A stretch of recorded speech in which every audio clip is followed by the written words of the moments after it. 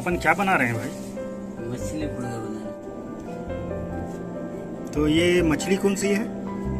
इसको बोलते हैं काटा सरंगी। कौन कौन सी मछलियों को अपन पान पुड़गा में इस्तेमाल कर सकते हैं? छोटे मछली भी करते हैं, चिवटी हो गया, मगरी हो गया, आपका कोतरी हो गया। इसमें अभी हम क्या क्या मिला रहे हैं? हल्दी डालेंगे थोड़ा सा जी।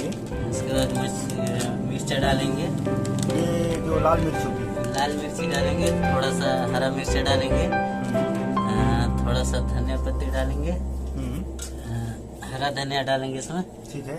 थोड़ा सा अमचूर डालेंगे, रहा अमचूर, और सर दिखाइए अमचूर थोड़ा सा। ये देखिए अमचूर।